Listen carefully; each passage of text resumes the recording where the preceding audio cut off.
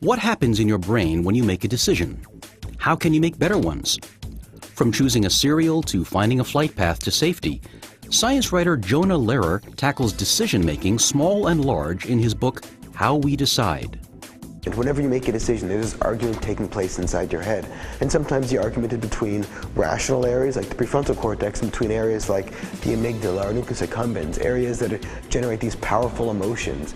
And so the key in terms of making the right decision is figuring out how to reconcile this argument, which side you should listen to. Neuroscience shows that successfully choosing a cereal might use the more emotional areas of the brain. But what about life and death decisions? So there's also a tug-of-war, an emotional argument taking place when we have to make very stressful situations. It's hard to imagine a more stressful situation than being in a cockpit when you lose total engine power over New York City. 70. This is Cactus 1539. Hit birds, so you're lost thrust on both engines, returning back towards LaGuardia. The amygdala is automatically turned on, and so it starts pumping out these intense feelings of fear and anxiety.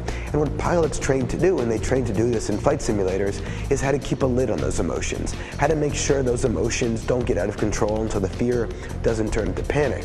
Bird strike, he lost all engine, he lost the thrust in the engines, he's returning immediately. Cactus 1529, which engines? He lost thrust in both engines, he said. Got it. What they practice is the ability to think through those feelings, and that requires the prefrontal cortex, this uniquely human brain area.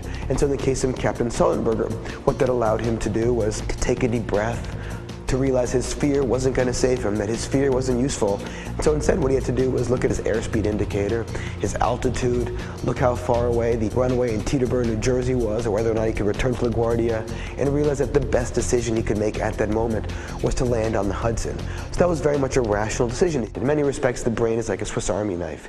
It's stuffed full of all these different tools, these different ways of thinking. We can rely on the amygdala or the nucleus accumbens or the prefrontal cortex.